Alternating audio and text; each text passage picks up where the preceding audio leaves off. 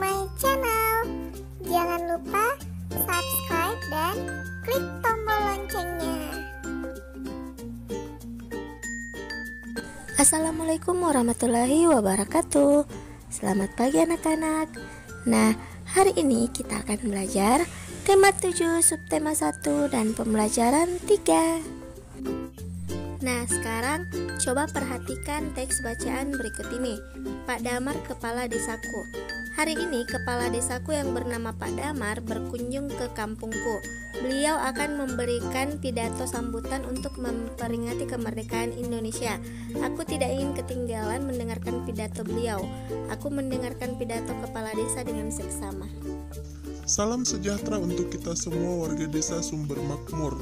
Pada tanggal 17 Agustus kita memperingati Hari Kemerdekaan Indonesia. Tanpa kemerdekaan, kita tidak akan merasakan hidup seperti ini. Oleh sebab itu, kita harus mensyukuri kemerdekaan. Kemerdekaan yang diraih bangsa Indonesia tidaklah mudah. Para pahlawan berjuang sekuat tenaga hingga mengorbankan jiwa dan raganya demi kemerdekaan Indonesia. Dengan semangat pantang menyerah dan izin dari Tuhan Yang Maha Esa, akhirnya negara kita memproklamasikan kemerdekaannya. Kita sebagai generasi penerus bangsa harus bisa mempertahankan kemerdekaan dan mengisinya dengan hal-hal positif dan bermanfaat. Kemampuan yang kita miliki hendaknya digunakan dengan sebaik-baiknya dalam rangka meneruskan perjuangan para pejuang bangsa. Banyak hal yang bisa kita perbuat untuk mengisi kemerdekaan. Kita memulainya dari hal yang kecil. Seorang pemimpin dapat mengisi kemerdekaan Indonesia dengan mempersatukan bangsa dalam keberagaman suku. Seorang pelajar dapat mengisi kemerdekaan negerinya dengan belajar sekuat tenaga demi cita-cita mengharumkan nama bangsa. Pada akhirnya kita semua dapat mengisi kemerdekaan bangsa dengan porsi serta jalan hidupnya masing-masing. Sekali lagi, marilah kita isi kemerdekaan ini dengan hal-hal yang positif. Kita niatkan usaha yang telah dilakukan sebagai wujud syukur kepada Tuhan Yang Maha Esa. Semoga Tuhan Yang Maha Esa selalu melindungi dan melancarkan niat baik kita. Selamat memperingati Hari Kemerdekaan Indonesia wargaku. Semoga Tuhan Yang Maha Esa selalu melindungi dan menuntun langkah kita. Semoga desa kita semakin maju. Semoga seluruh warga semakin makmur dan bahagia. Demikianlah pidato yang dapat saya sampaikan dalam acara perayaan kemerdekaan Indonesia kali ini. Bila ada salah kata, saya mohon maaf. Terima kasih. Assalamualaikum warahmatullahi wabarakatuh. Nah, itu tadi teks bacaan yang berisi pidato kepala desa. Nah, dalam teks bacaan tersebut berisi pidato kepala desa. Nah, anak-anakku sekalian, dalam pidato terdapat hal-hal pokok yang harus ada. Berikut hal-hal pokok tersebut yaitu yang pertama, pendahuluan atau pembukaan. Misalnya, salam pembuka berisi kalimat sapaan. Contoh salam pembuka yaitu salam sejahtera dan selamat pagi. Yang kedua, ucapan penghormatan. Biasanya ditujukan kepada pendengar pidato dan orang-orang penting yang menjadi pendengar pidato. Yang ketiga, ucapan syukur.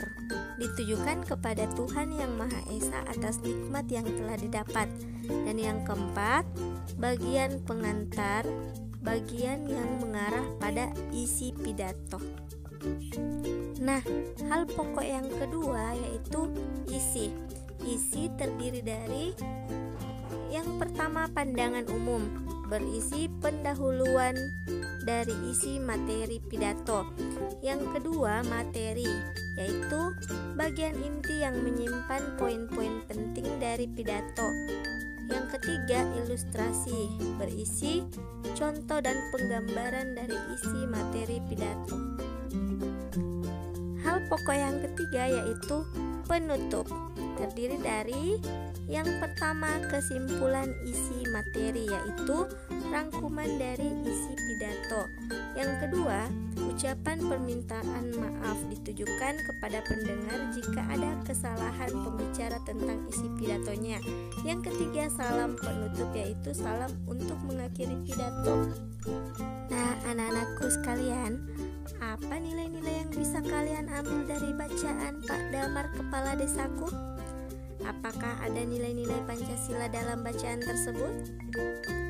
Bacaan tersebut mengandung nilai-nilai dalam sila pertama Pancasila. Sila pertama mengandung nilai-nilai ketuhanan. Nah, nilai-nilai ketuhanan itu mengandung arti keyakinan dan pengakuan yang diekspresikan dalam bentuk perbuatan terhadap Tuhan yang Maha Esa.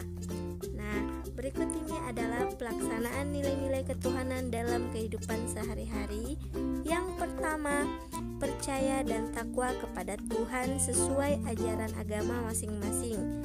Yang kedua, menjalankan perintah agama sesuai dengan ajaran agama masing-masing. Yang ketiga, saling menghormati antar umat beragama. Dan yang keempat, tidak memaksakan suatu agama kepada orang lain. Nah, salah satu pengemalan nilai-nilai ketuhanan adalah membina kerukunan hidup di antara sesama umat beragama dan kepercayaan terhadap Tuhan yang Maha Esa. Membina kerukunan hidup juga dapat dilakukan dengan menghormati negara lain yang berada satu kawasan dengan negara kita. Nah, bagaimana pelaksanaan nilai-nilai ketuhanan dalam kehidupan yang dilakukan negara Indonesia? Mari kita pelajari bersama.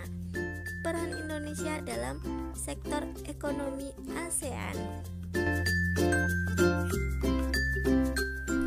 Peran Indonesia dalam sektor ekonomi ASEAN. Indonesia merupakan salah satu negara yang berada di kawasan Asia Tenggara. Negara-negara di Asia Tenggara telah membentuk perhimpunan bangsa-bangsa di wilayah Asia Tenggara yang diberi nama ASEAN. ASEAN atau Perhimpunan Bangsa-Bangsa Asia Tenggara terbentuk melalui penandatanganan Deklarasi Bangkok pada tanggal 8 Agustus 1967. Nah, Deklarasi Bangkok terbentuk akibat adanya pertemuan 5 negara, yaitu Indonesia, Malaysia, Filipina, Singapura, dan Thailand. Pada pertemuan tersebut, kelima wakil negara menandatangani Deklarasi Bangkok. Adapun yang menandatangani Deklarasi Bangkok yang pertama, Menteri Luar Negeri Indonesia yaitu Adam Malik. Yang kedua, Wakil Perdana Menteri merangkap Menteri Pertahanan dan Menteri Pembangunan Nasional Malaysia yaitu Tun Abdul Razak. Yang ketiga, Menteri Luar Negeri Filipina yaitu Narciso Ramos. Yang keempat, Menteri Luar Negeri Singapura yaitu S. Rajaratnam. Dan yang kelima, Menteri Luar Negeri Thailand yaitu Tanat Koman. Nah, adapun tujuan pembentukan ASEAN, yang pertama mempercepat pertumbuhan ekonomi, kemajuan sosial, dan perkembangan kebudayaan di kawasan Asia Tenggara. Yang kedua, meningkatkan perdamaian dan stabilitas regional. Yang ketiga, meningkatkan kerjasama dan saling membantu untuk kepentingan bersama di bidang ekonomi, sosial, teknik, ilmu pengetahuan, dan administrasi. Yang keempat, memelihara kerjasama yang erat dengan organisasi regional dan internasional yang ada. Yang kelima, meningkatkan kerjasama untuk memajukan pendidikan, latihan, dan penelitian di kawasan Asia Tenggara. Untuk mewujudkan pembauran ekonomi ASEAN, dibentuklah Komunitas Ekonomi ASEAN atau KEA. Nah, tujuan dibentuknya KEA yang pertama, tercapainya wilayah ASEAN yang aman dengan gerakan pembangunan yang lebih tinggi. Yang kedua, pengentasan kemiskinan masyarakat ASEAN dan peningkatan pertumbuhan ekonomi untuk mencapai kemakmuran secara merata dan berkelanjutan. Indonesia juga memiliki peran penting dalam sektor ekonomi ASEAN. Nah, berikut ini peran Indonesia dalam sektor ekonomi ASEAN. Yang pertama, membuka pusat promosi ASEAN yang diselenggarakan di Jepang yang meliputi perdagangan, pariwisata, dan investasi. Yang kedua, sebagai negara yang menyediakan cadangan pangan bersama Malaysia, Filipina, Thailand, dan Vietnam untuk negara yang mengalami kekurangan pangan. Yang ketiga, menjalin kerjasama di bidang perindustrian dan perdagangan yang dilakukan di beberapa sektor, seperti industri pupuk, tembaga, vaksin, abu soda, serta sektor perdagangan. Yang keempat, menjalin kerjasama di sektor jasa dengan dibentuknya Coordination Committee on Service. Yang kelima, mendukung pembentukan pembauran ekonomi di kawasan Asia Tenggara dengan mendukung terbentuknya Masyarakat Ekonomi ASEAN atau MEA. Jadi tugas kalian yang pertama, tulislah 3 contoh pelaksanaan nilai-nilai ketuhanan dalam kehidupan sehari-hari. Yang kedua, jelaskan tujuan dibentuknya ASEAN.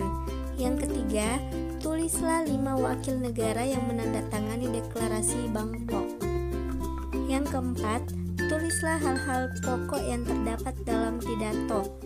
Dan yang kelima, buatlah sebuah pidato dengan tema kemerdekaan. Nah, demikianlah pembelajaran kita hari ini. Semoga bermanfaat. Billahi fisabilil haq fastabiqul khairat. Assalamualaikum warahmatullahi wabarakatuh.